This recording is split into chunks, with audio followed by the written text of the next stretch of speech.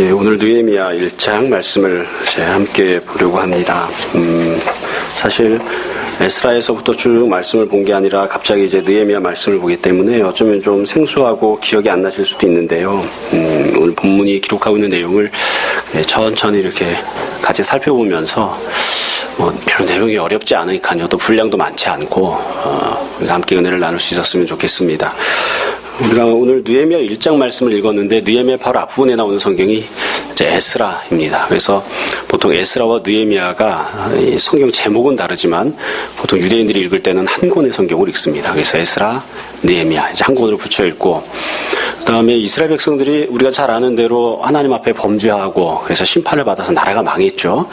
북이스라엘도 망하고 남유다도 망하고 그랬는데, 남유다가 포로로 끌려갔던 그 첫 번째를 기준으로 삼았을 때 남유다도 이제 포로를 여러 차례 끌려갔는데, 포로를 첫 번째로 끌려갔던 그 해를 기준으로 삼았을 때 하나님께서 약속하셨던 대로 70년 만에 나라가 이제 회복이 되어서 사람들이 다시 예루살렘으로 돌아오기 시작을 했습니다. 근데 이 돌아올 때에도 이 끌려갈 때와 마찬가지로 한 번에 돌아오는 게 아니고, 끌려갈 때도 여러 차례 끌려갔는데 돌아올 때도 여러 차례 이렇게 나누어서 이제 돌아왔습니다. 크게 보면 에스라 느헤미야에 보면 3번 돌아오는 내용이 기록됩니다. 그래서 첫 번째로 돌아오는 내용이 에스라 1장부터 나오는 내용인데요. 그때부터 이제 사람들이 돌아와서 제일 처음으로 한 일이 성전을 다시 짓는 일입니다. 성전을 회복하는 일을 했고, 그 다음에 성전을 짓는 것도 그냥 한 번에 다 하지 못해서 지대만 쌓고 한참 쉬었다가 다시 또 짓고 이렇게 했습니다. 그나마도 크게 짓지도 못했는데, 그런 다음에 또 한참 동안 그냥 머물러 있다가 수십 년의 세월이 흐르고 그 뒤에 다시 두 번째로 사람들이 돌아옵니다. 그게 바로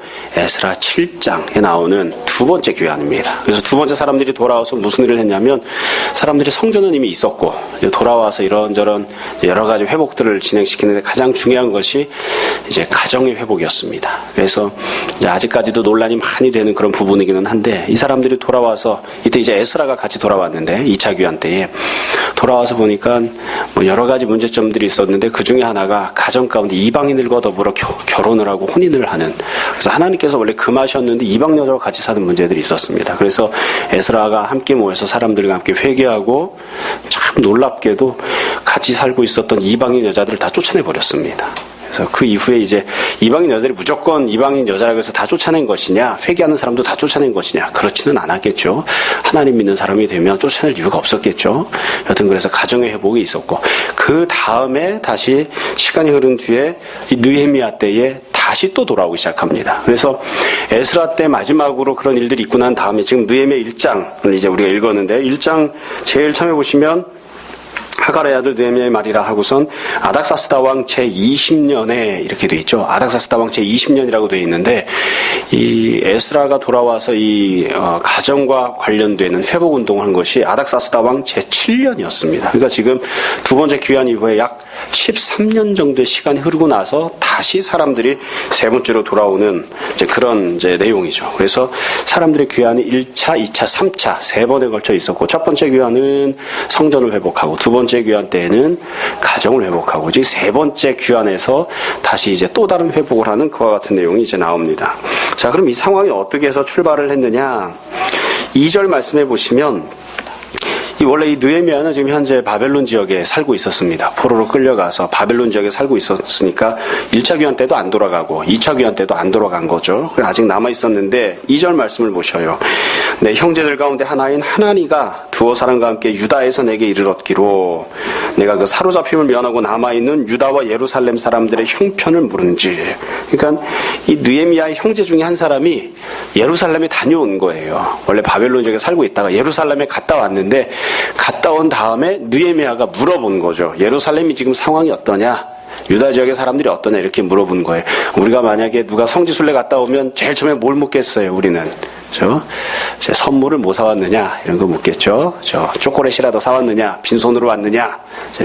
예루살렘이 상황이 어떠냐? 이렇게 물어보았습니다. 그러니까 갔다 온 사람들이 대답을 해준 거예요. 3절 말씀해 보시면 대답을 해주는데, 이 대답이 매우 비참한 그런 상황에 대해서 알려줍니다. 3절을 보시면 그들이 내게 이르되 사로잡힘을 면하고 남아있는 자들, 그러니까 처음부터 남아있던 사람들이건 1차 때 2차 때 귀환을 해서 돌아간 사람들이건 그 땅에 남아있는 사람들이 어떻게 지내고 있느냐, 그 지방 거기에서 첫 번째로 큰 환난을 당하고, 두 번째로 능욕을 받으며, 세 번째로 예루살렘 성은 허물어지고, 네 번째로 성문들은 불에 탔다. 그러니까 처음으로 다 황폐한 그런 지경 속에서 살고 있다, 이렇게 대답을 하는 거예요. 여기 보시면 참 가슴 아픈 단어가 되게 나오죠. 환난을 당하고 능욕을 받고 허물어지고 불에 탔다. 예. 뭐 그냥 이렇게 뭐 성벽이 무너졌다 이런 정도가 아니라, 그런 정도가 아니라 싹 다 무너져 버려서 아무것도 회복된 것이 없는 그런 정도의 모습이다. 이 사실을 느헤미야가 기도하다가 하나님께서 주신 환상으로 본 것이 아니라 사람을 통해서 들었습니다. 또 물어보았죠. 상황이 어떠냐? 이게 안 물어봤으면 좋았을 텐데 물어보았더니만 상황이 이러하다. 그래서 환난을 당하고 능욕을 받고 성이 허물어지고 성벽은 불에 탔다.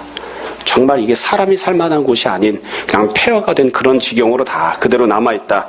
이렇게 이야기를 이제 듣게 됩니다. 그래서 이제 그 다음부터 이제 다른 상황들을 쭉 전개하게 되는데, 우선 느헤미야가 돌아가게 될 때에 왜 이렇게 돌아가게 되었는지를 우리가 잘 전 생각해 보려고 합니다. 지금부터 제가 조곤조곤 차근차근히 한두 가지씩 우리가 다 잘 알고 있는, 익히 잘 알고 있는 내용들을 다시 한번 정리하면서 말씀을 드리려고 하는데, 우선 현재 상황이 어떠한지를 잘 한번 여러분 보시기 바랍니다. 현재 상황이 갖고 있는 그런 특징들이 있죠. 현재 상황을 보면 완전히 다 망한 겁니다. 완전히 다 망했는데 어디가 망했느냐? 성전만 망한 것이 아니라, 가정만 망한 것이 아니라 그들이 살아가야 됐던 삶의 터전도 다 망해버렸습니다. 왜 이렇게 망한 것이냐면, 처음에 나라가 망할 때에 한 군데도 남기지 않고 몽땅 다 황폐하게 망해버리기 때문입니다. 그러니까 이 남유다가 망할 때에 바벨론 느부갓네살 왕이 와가지고선 유다를 망하게 했는데, 그때 망할 때에 이 성전만 망하게 한 게 아닙니다. 성전만 허물어버린 게 아니에요. 성전만 허물어버린 게 아니라 그들이 살아가던 삶의 터전도 몽땅 다 망하게 했어요. 그래서 결국 우리가 에스라 느헤미야에서 보는 것처럼 성전도 망하고, 신앙생활도 망하고, 가정생활도 망하고, 삶의 터전도 망하고, 그래서 패망하지 않은, 황폐하지 않게 남아있는 곳은 한 군데도 없는 이제 그런 지경이 돼버린 거죠. 이건 뭐 우리들이 살아가는 우리들의 어떤 신앙생활에 견주어서 본다면 우리들이 갖고 있는 영적인 상황과도 비슷하죠. 아담이 죄를 범하고 난 다음에 어디가 망했느냐? 무엇이 망했는가? 하나님과의 관계가 다 깨져버렸죠. 아담이 선악과를 따먹은 다음에. 두 번째로 무엇이 깨졌습니까? 남편과 아내 사이 신뢰관계가 다 깨져버렸죠. 그리고 그들이 살아가고 있었던, 하나님이 주셨던 삶의 터전도 다 저주를 받아서 하나님이 원하셨던 그런 복된 모습이 되지 못했어요. 그래서 죄를 범한 다음에 어떤 심판이 맺냐면, 한두 가지만 망한 것이 아니라 몽땅 다 망해버렸습니다. 성전도 망하고, 가정도 망하고, 삶의 터전도 망하고, 특별히 지금 보시면 성과 성벽이 다 허물어졌다, 황폐하게 되고 불에 탔다, 이렇게 이야기를 했죠. 이 부분은 1차 귀환했던 사람, 2차 귀환했던 사람들이 한 번도 회복을 위해서 애써 본 적이 없는 부분입니다. 그러니까 처음으로 1차를 귀환했던 사람들은 성전을 짓느라 힘들었습니다. 성전을 짓는 것 때문에 너무너무 어려웠어요. 그것도 못 지어가지고 막 간신히 발버둥을 쳤죠. 처음에 지을 때마다 다른 모든 과정도 그렇지만 외부에서 환란이 닥쳐오고, 내부에서 시험거리가 생기고, 서로 분열이 생기고, 반목이 일어나고 해가지고 성전을 짓다가 그것도 중단해버리고, 그랬다가 다시 또 짓고, 그래서 그 모든 과정을 하는 것조차도 힘이 들어가지고 굉장히 헉헉거렸거든요. 그래서 1차 귀환했던 사람들은 성전 짓느라 애쓰고, 2차 귀환했던 사람들은 가정을 세우느라 애썼는데 다들 힘이 딸려가지고 성벽이나 또 성문을 만들거나 회복하는 일은 하나도 못한 거예요. 그래서 그게 그냥 황폐한 모습 그대로 그냥 남아있었던 거죠. 심판을 받아서 황폐하게 되었는데 그 중에 일부분은 회복되고 일부분은 아직 회복되지 않은 채로 남아있는 거예요. 그러니까 이 느헤미야가 돌아가는 상황은 어떠한 상황이냐면, 패망하고 심판받은 것은 남아있지만 아직 회복을 위해서 애써본 적은 없는 그런 부분이 여전히 남아있는, 그래서 그 일을 위해서 돌아가야만 하는, 그게 바로 느헤미야가 돌아가야 했던 그런, 또 당시의 예루살렘과 유대의 상황이었습니다. 자, 그럼 또 왜 성벽과 성문을 회복해야 되는가? 성벽과 성문을 회복해야 되는 현실적인 이유들이 몇 가지 있었는데, 그 중에 가장 중요한 것이 무엇이냐면, 이미 성전을 회복하기는 했지만, 그러니까 성전을 새로 짓기는 했지만 성벽과 성문이 없었기 때문에 외부에 있었던 대적들이 항상 쳐들어와서 성전을 허물어버리겠다고 협박하고 위협하는 그런 상황이 계속 전개가 되었습니다. 그러니까 성벽과 성문이 있어야 문을 걸어 잠그고 대적들이 들어오는 것을 막을 수 있는데, 그거 방어가 안 되는 거예요. 그러니까 항상 성전을 지어놓았지만 그 성전까지도 늘 위태위태한 그런 상황이 바로 현재 예루살렘과 유다의 상황이었습니다. 여러분, 이건 우리가 신앙생활할 때도 마찬가지입니다. 어떤 분들은 내가 주일날 교회 가면 그것만으로 되었지 뭐 더 이상 어떻게 하랴 이렇게 말씀하시는 분들도 가끔 계세요. 그러나 우리가 가정이 회복되지 않고 또 삶의 자리에서 일상적인 생활을 할 때 주님을 사랑하고 섬기는 그런 일상생활에서의 신앙이 회복되지 않으면 지어놓았던 회복했던 성전도 항상 위험합니다. 항상 위험합니다. 우리가 뭐 신앙생활하면서 다 잘 아는 내용들이잖아요. 주일날 주님 앞에 나와서 예배 드리는 것이 위협받는 것은 왜 위협을 받는가? 왜 흔들거리게 되는가? 그럼 평상시 내가 신앙생활하지 않고 평상시는 그냥 세상적으로 사는데 그 세상적으로 사는 것이 내 주일날 신앙생활하는 것까지 위험에 빠뜨리게 하는 거죠. 그러니까 일상생활에서 주님을 섬기는 그런 삶으로 바뀌지 않으면 우리가 주일날 예배 시간에 나와서 한번 예배 드리는 그것까지도 항상 위험한 거예요. 그러니까 성전만 회복하면 되는 게 아니고 그 성전을 잘 지키기 위해서는 성전만 지키고 앉아있으면 되는 게 아니고 성벽과 성문을 잘 만들어야 되는 거죠. 그걸 잘 지켜줘야지 되는 거예요. 근데 그게 안 되면 이미 회복을 누렸던 이미 다시 만들어 놓았던 성전까지도 늘 위태로운 상황이 되는 그런 현실을 맞이하게 됩니다. 여러분, 이건 지극히 당연한 것입니다. 지극히 당연한 것입니다. 가끔씩 어떤 분들이 그런 질문할 때가 있어요. 왜 회사에서 회식하면서 술 많이 마시는 거를 교회에서 못 먹게 하느냐? 이유는 간단해요. 왜 술자리를 많이 못하게 할까요? 가장 큰 이유가 뭘까요? 술자리를 많이 하면 가정이 깨지기 때문에 그렇습니다. 내가 회식을 일주일에 5번 했으면 그러면 집에 언제 일찍 들어갈까요? 집에 일찍 들어갈 수 있는 날이 없는 거죠. 집에 일찍 들어갈 수 있는 날이 없는 거예요. 그러니까 애들과의 관계가 깨지겠죠. 당연히 애들과의 관계가 깨지고 당연히 부인과의 관계가 깨지는 거죠. 그러니까 밖에서 내가 술자리를 많이 하면 많이 할수록 그럴수록 가정생활을 온전히 할 수가 없어요. 가정생활을 온전히 하려면 어떻게 해야지 될까요? 직장생활을 바꿔야지 돼요. 가정을 지키기 위해서는 직장을 바꿔야지 돼요. 직장생활을 똑바로 하도록 바꾸지 않으면 가정이 깨지고 그 다음에 신앙생활이 깨지고 당연한 겁니다. 그러니까 우리가 예배 시간에 온전히 예배를 잘 드리고 하나님과의 관계를 회복하려면 당연히 예배 시간에 하나님 앞에 잘 집중해서 예배 드리고 은혜를 사모해야 되고 당연히 가정생활을 잘해야 되지만 그것만으로는 부족하고 마치 성전을 지키기 위해서 성벽과 성문을 세워야 하는 것처럼 일상생활에 있어서도 하나님을 섬기고 경외하는 자로 바뀌는 그게 되어야 그래야만 가정도 회복이 되고 그래야만 신앙생활도 지킬 수 있는 겁니다. 날이면 날마다 직장생활에서 술 마시고 세상적인 이야기하고 여자들 허벅지나 쳐다보고 앉아있으면 언젠가는 주일날 교회 나오는 것도 흔들릴 수밖에 없어요. 그건 당연한 것입니다. 그래서 지금 이 처해 있는 상황이 어땠느냐? 이미 회복을 했던 성전까지도 허물어질 수 있는 그런 위기가 처해 있는 계속 지속되고 있는 그런 모습이에요. 물론 그냥 허물어지지 않도록 잘 지키기 위해서만이 아니라 사람이 신앙생활을 하면서 그 신앙생활이 날마다 성장하는 신앙생활을 해야 하는 그렇기 때문에 성벽과 성문을 지어야 하는 필요성도 있는 것이죠. 그래서 내가 평상시에 주일날 하루만 신앙생활하는 사람이었다가 그러다가 가정에서만 신앙생활하는 사람이었다가 이제는 일상적인 삶의 자리에서도 신앙생활하고 주님을 경외하고 두려워하는 사람이 되는 그런 성장과 변화가 나타나야 하는 것이죠. 우리가 교회에서는 밥 먹을 때 기도하고 밥 먹습니다. 그 사람이 그 다음으로 어디서 성장해야 되겠습니까? 집에서 밥 먹을 때도 식기도 하고 먹어야 되겠죠. 집에서도 식기도 안 하는 사람이 직장 나가서 식기도 하겠습니까? 물론 교회에서도 식기도 안 하는 사람이 직장에서 식기도 하는 경우가 있기는 하더라고요. 가끔 있습니다. 그런 건 예외이고 그건 예외고 신앙이 성장해야 하는 거예요. 내가 지금 갖고 있는 신앙을 지키는 것뿐만이 아니라 이 신앙 그대로 머물러 있지 않고 날마다 조금씩 더 변화해서 성장하는 그런 모습이 되는 그래야 되기 때문에 지금 이제 성벽과 성문을 지어야 하는 거예요. 그렇죠?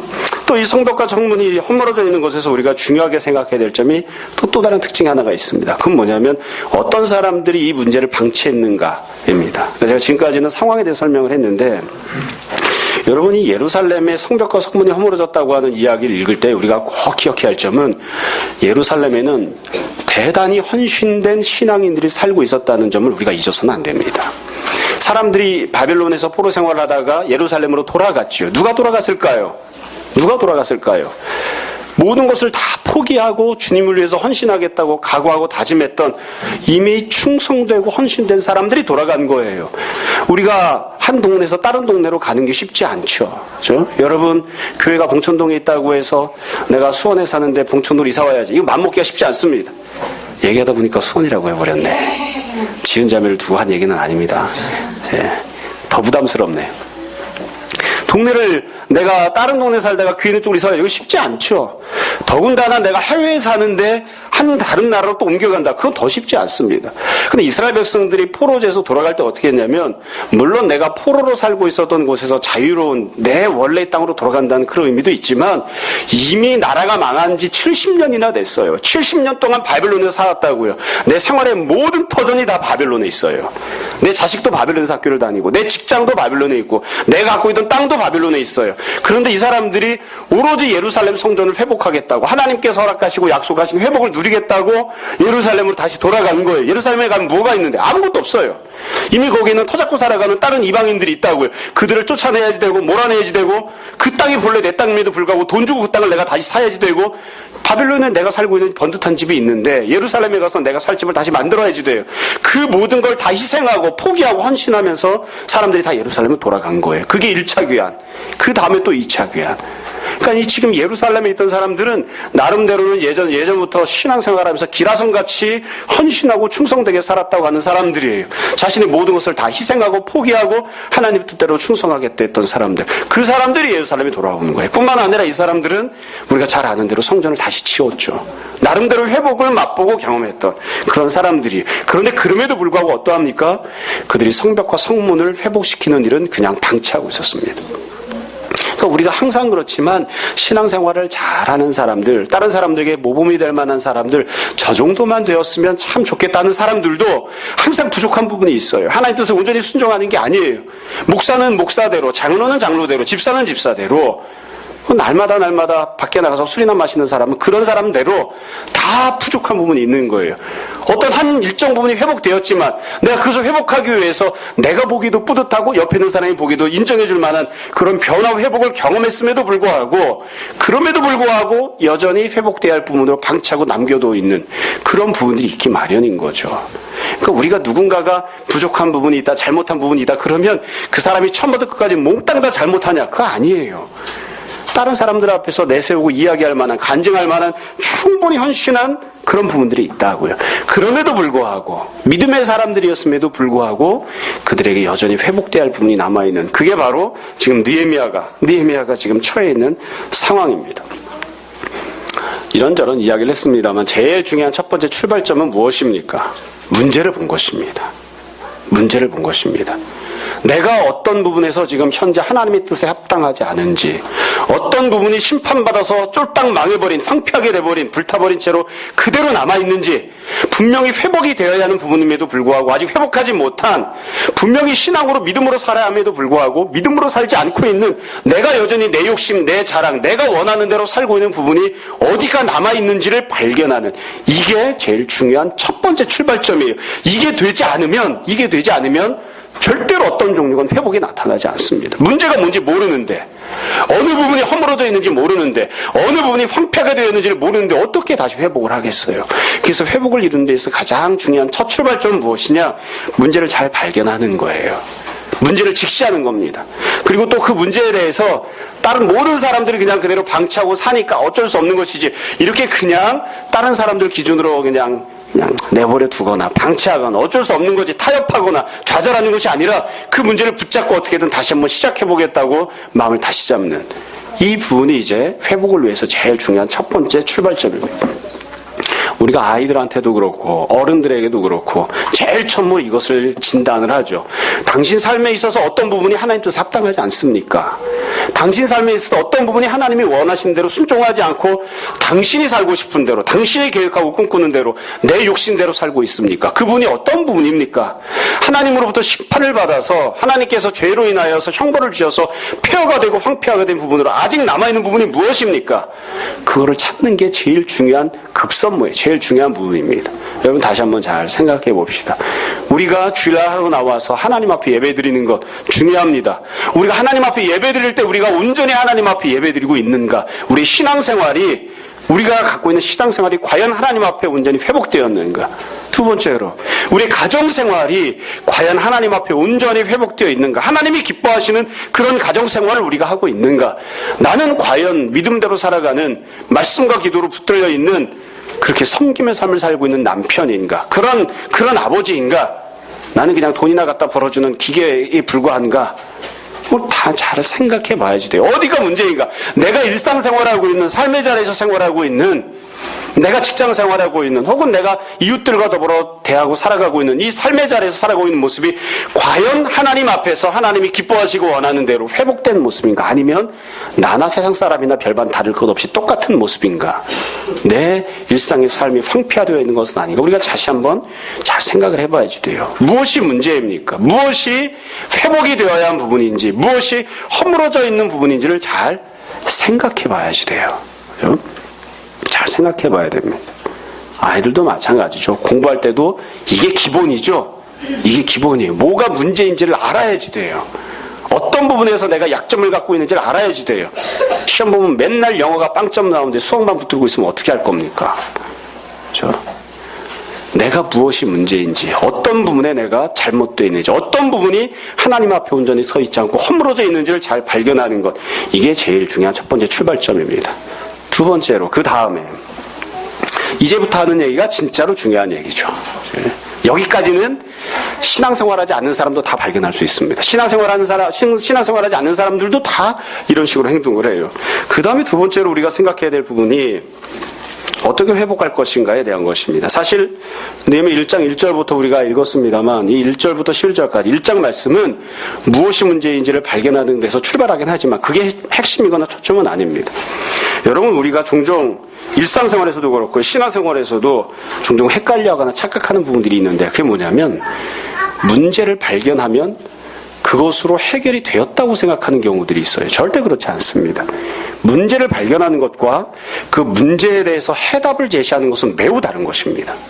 그래서 우리가 종종 주변에 보면 비판의식을 아주 날카롭게 갖고 있는 사람들이 있죠. 문제를 잘 발견하는 사람들이 있어요. 그러나 그런 사람들이 항상 해결책을 갖고 있는 건 아니에요. 문제는 발견되라고 있는 것이 아니라 해결되라고 있는 것이거든요. 어떻게 해야 그 문제를 해결할 것인가? 어떤 것이 해답인가요? 어떤 것이 해답인가? 그래서 우리가 어떤 사람을 리더로 세우거나 혹은 어떤 사람에게 어떤 문제를 맡길 때에는 문제를 잘 발견하는 사람에게 맡기는 것이 아니라 그 문제를 해결할 해답을 갖고 있는 사람에게 맡기는 거예요. 어떻게 해결하겠는가? 어떤 방식으로 그 문제를 해결하겠는가? 물론 처음부터 지혜가 있고 경륜이 있어서 이 문제는 이러하게 해결을 해야 되겠다. 1번, 2번, 3번, 4번 과정을 거쳐서 맨 마지막에 우리가 추구하고 있는 완성된 회복의 모습은 무엇이다. 이걸 처음부터 다 청사진으로 갖고 있는 사람도 있고 그렇지 못하고 그저 해결하기를 간절히 원하는 마음을 갖고 그러다가 조금씩 배워가면서 나중에 추후의 해결책을 찾는 사람들도 있어요. 여하튼 중요한 건 무엇이냐면 전제 조건은 문제를 발견하는 것이지만 실제로 우리에게 필요한 건 무엇이냐면 문제를 해결하는 겁니다. 해결을 해야 될 거 아니에요. 밥을 먹으면 소화가 안 됩니다. 문제를 발견했어요. 소화가 안 돼요. 어떻게 하자고.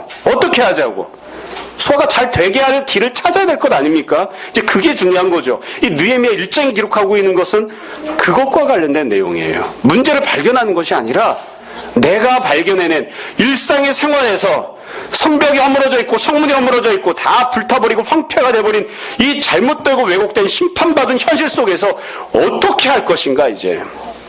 어떻게 해야 하는가? 해답을 찾아보자. 해답을. 그러면 느헤미야는 어디에서 해답을 찾았는가? 어떤 식으로 해답을 찾았는가를 이제 보여줍니다. 우리가 다 볼 수는 없고요. 제일 처음에 느헤미야가 어떻게 해답을 찾았는지를 이제 살펴보려고 하는 겁니다. 우선 제일 첫 번째 모습은 어떠하냐? 느헤미야가 이전과는 다른 마음을 먹었습니다. 느헤미야가 이전과는 다른 마음을 가졌어요. 느헤미야가 문제를 발견한 다음에 해결책을 찾고자 추구하면서 그 문제를 해결하려고 하면서 뭐 직장을 옮겼다든지 아니면 뭐 헬스클럽에 다녔다든지 생활을 바꾼 이게 아니고 제일 중요한 첫 번째 과정이 무엇이냐면 마음이 달라진 거예요. 마음이. 느헤미야가 어떤 마음을 품었냐면 이전에는 예루살렘 상황을 몰랐어요. 예루살렘이 어떤 지경인지 몰랐어요. 그러니까 그냥 편안하게 먹고 편안하게 살고 직장 생활하면서 편안하게 승진하고 그것만 바라보고 살았는데 지금은 마음이 불편해요. 먹어도 먹은 것 같지 않고 승진을 해도 승진한 것 같지도 않고 내가 원하는 걸 이루어도 그게 이루어지는 것 같지가 않아요. 그것만으로 만족스럽지가 않아요. 예전에는 그것만 갖고 있으면 내가 다 충분히 만족하고 지냈는데 그것만으로 만족스럽지가 않은 거예요. 마음이 불편한 거예요. 심지어 어떠냐면 날마다 울고 앉아 있어요. 밥을 끊고 눈물을 흘리고 그 자리에 앉아서 상황에 대해서 통곡하고 있는 비통해하는 마음을 갖습니다. 그래서 이전과 다른 마음을 갖는 것, 이게 바로 문제를 회복하는데 해결하고 하는 데 있어서 상황을 회복하는 데 있어서 가장 중요한 첫 번째 모습입니다. 문제가 심각하다고 하는 것을 인식한 거죠. 그리고 그것이 그냥 단순히 머리로만 인식한 것이 아니라 이 문제가 해결되지 않으면 이 문제를 어떻게든 해결해서 하나님이 기뻐하시던 모습대로 회복하지 않으면 그럼 내가 도무지 견딜 수 없다는 그런 비통하고 슬퍼하는 애통한 마음을 품기 시작합니다. 이게 회복이 되는 첫 번째 모습이에요. 이 마음을 품지 않으면 어떻게 할 수가 없어요. 근데 이 마음이 참 묘한 게 사람이 아무리 그런 마음을 가지려고 해도 안 되잖아요. 잘 비통해하는 마음을 가지려고 해도 잘 안 되잖아요. 가끔씩 우리가 세상 사람들 이야기할 때 그런 이야기하곤 합니다. 저도 세상 친구를 만나보지 너무 오래돼가지고 그냥 그렇습니다만 교회 안 다니는 친구들은 예전에 몇 년 전에 이렇게 보면 저한테 이제 묻는 말이 사업이 잘 되느냐, 교회가 사업인 줄 알아요. 그렇죠?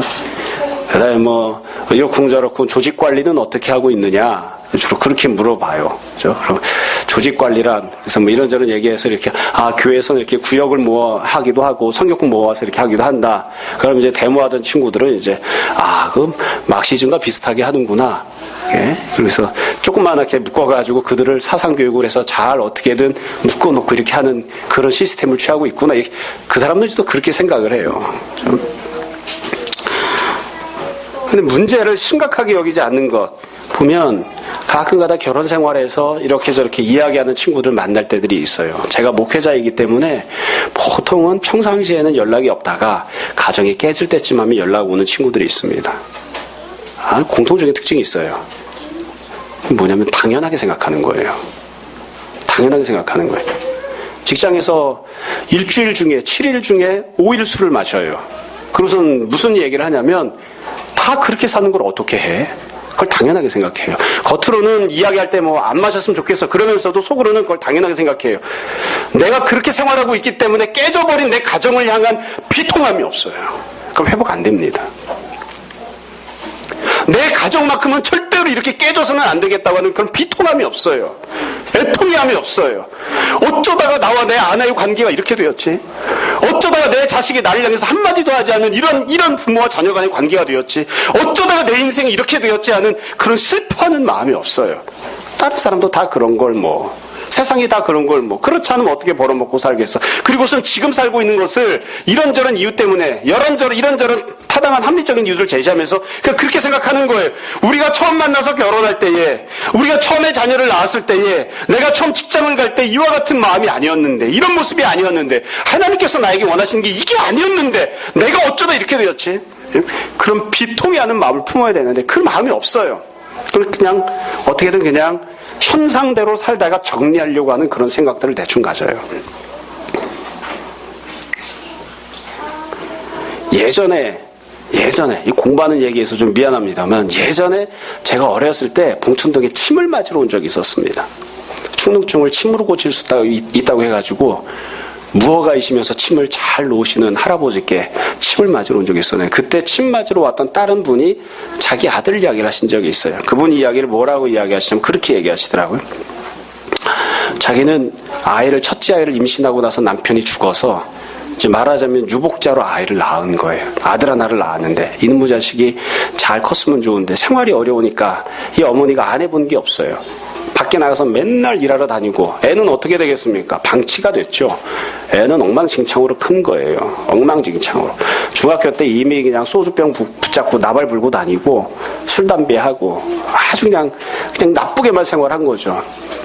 그러다가 이 어머니가 남의 집에 가서 식모 생활을 했는데 참 불행인지 다행인지 그 자기 주인집, 자기가 식모로 가는 집 아이와 자기 아들이 같은 반이었대요. 중학교 때. 근데 학교에서 면담 오라고 해서 이 엄마가 간 거예요. 갔더니 그 선생님이 이야기하기를 대개 아들은 고등학교를 갈 수가 없다. 지금부터 기술을 배우든 어떻게 하든 살 길을 찾아야 된다. 그렇게 얘기를 한 거예요. 그 이야기를 듣고 엄마가 집에 들어와서 이제 운 거죠. 울고선 이불을 뒤집어 쓰고 누워 있었어요.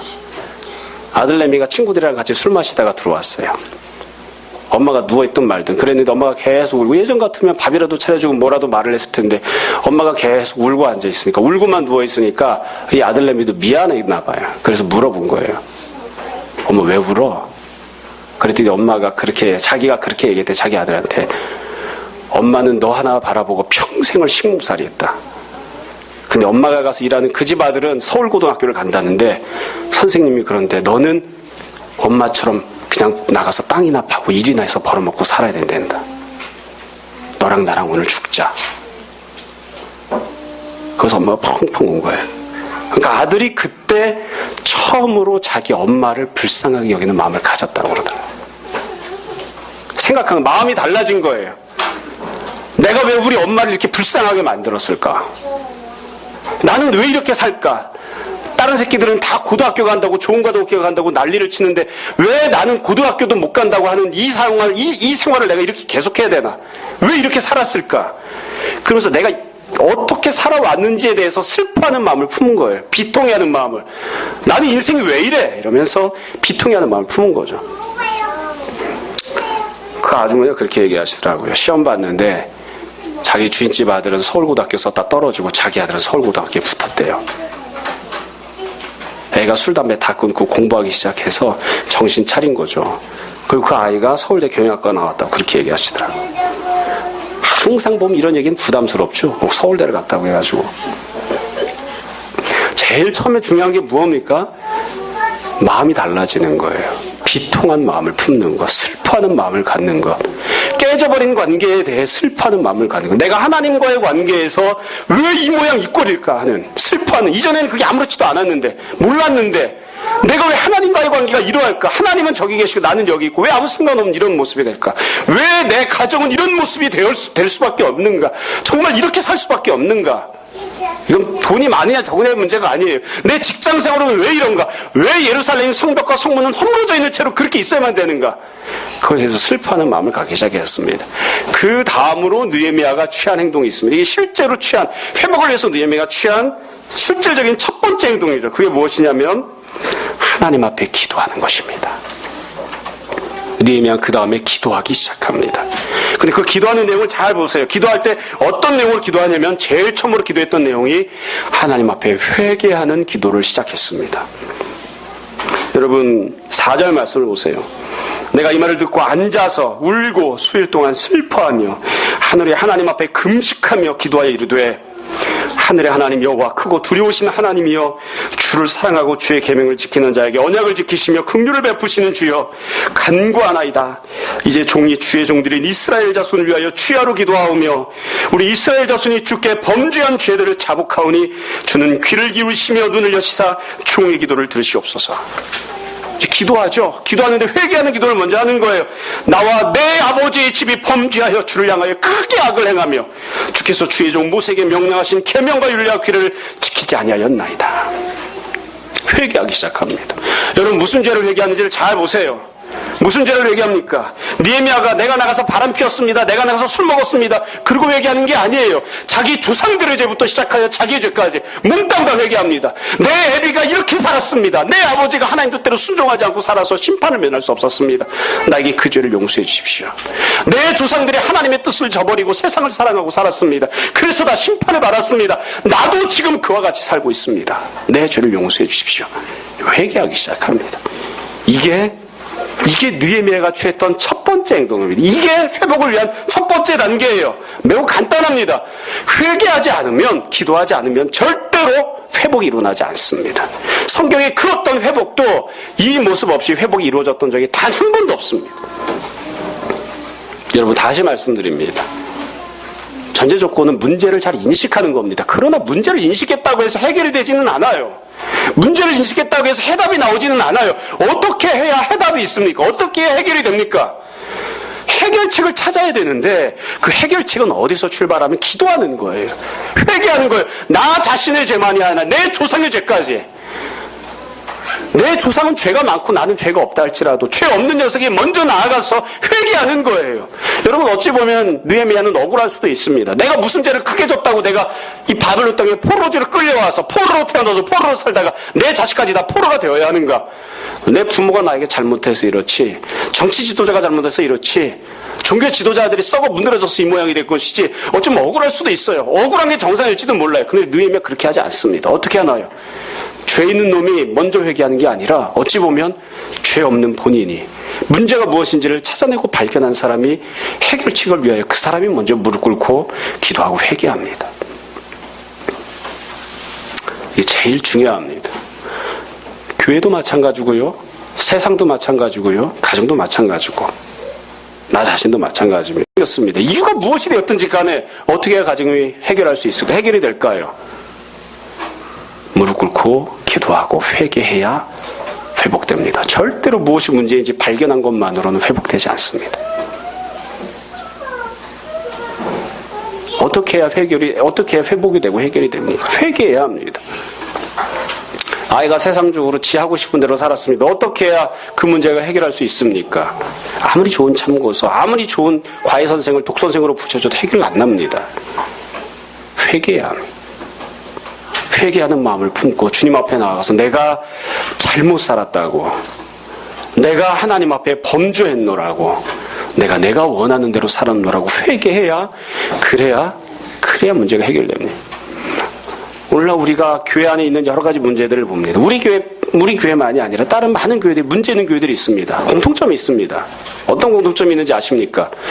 잘나고 똑똑한 인간들이 얼마나 많은지 모릅니다. 우리가 다 공부를 많이 했건 적게 했건 누군가의 문제점을 찾는 데 있어서는 얼마나 똑똑하고 얼마나 문제를 잘 발견하는지 몰라요. 그 교회들이 다 회복이 안 되는 이유는 무엇이냐? 사회가 회복이 안 되는 이유는 무엇이냐? 문제가 뭔지 몰라서 그런 게 아니에요. 회개하는 사람은 하나도 없어요. 목사가 바람을 폈건 장로가 돈을 뜯어먹었건 누군가는 회개하기 시작해야 되는데 회개하는 사람이 없어요. 목사가 잘못하면 목사가 회개할 때까지 기다려야 되느냐? 물론 목사가 당연히 회개해야 합니다. 그러나 그 문제를 지적하는, 그 문제를 발견해낸, 무엇이 허물어지고 황폐한 상황이 되는지를 알아낸, 상대적으로 보면 덜 죄가 있는, 덜 죄가 없는 그 사람이 먼저 회개하기 시작해야 되는데 회개하지 않아요. 남편과 아내가 싸웠습니다. 누가 회개해야 합니까? 죄 없는 사람이 먼저 회개해야 합니다. 죄 없는 사람이 먼저 회개해야 합니다. 그래야 그 관계는 회복됩니다. 그렇지 않으면 회복이 이루어지지 않습니다.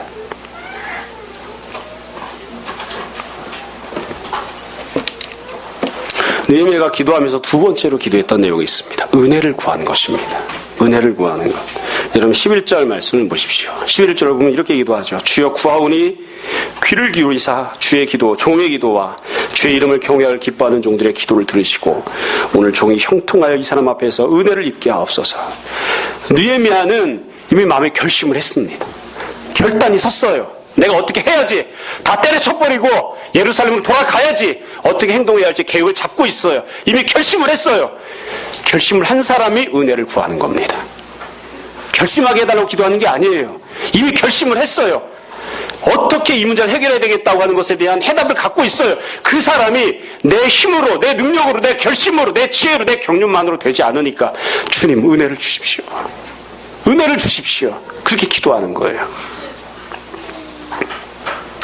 제가 하고 싶은 얘기 다 했습니다. 여러분, 우리가 삶을 살면서 때때로 보면 똑같은 문제가 반복되어서 그것 때문에 힘들어하는 때들이 참 많습니다. 이스라엘 사람들처럼. 이스라엘 역사를 보면 똑같은 상황이 반복되죠. 죄 짓고 심판받고, 죄 짓고 심판받고, 죄 짓고 심판받고, 그것도 참 불행하게 똑같은 죄 짓고 심판받고, 똑같은 죄 짓고 똑같은 심판받고 계속 반복됩니다. 왜 도대체 해결이 안 날까요? 왜 도대체 해결이 안 될까요? 문제를 몰라서? 아닙니다. 문제를 몰라서가 아니에요. 문제가 뭔지 알고 있어요. 근데 하나님께서 그들 가운데에 자신이 갖고 있는 문제에 대해서 비통해하는 마음을 갖도록 은혜를 주셔야 되는데 그런 은혜를 아직 받지 못해서, 그리고 그들이 주님 앞에 나가서 회개해야 하는데 회개하지 않기 때문에 너무 지극히 당연한 것이라 여기지 마시고 여러분 다시 한번 잘 생각해 보십시오. 내가 마음이 절망되거나 답답하거나 혹은 내가 우울증에 빠져 있을 때 어떻게 해결이 납니까? 1년 365일 10년 동안 상담사를 찾아가도 절대로 해결 안 납니다. 문제가 무엇인지 몰라서요? 알고 있습니다. 내가 내 문제를 잘 알고 있습니다. 그래서 절대로 해결 안 납니다. 어떻게 해야 됩니까? 첫 걸음을 뛰기 시작해야 합니다. 기도하고 회개해야 합니다.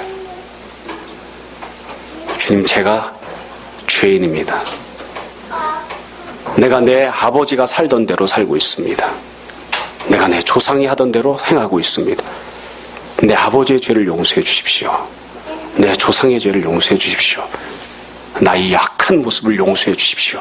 다시는 이와 같이 살지 않게 해 주십시오. 회개해야 합니다.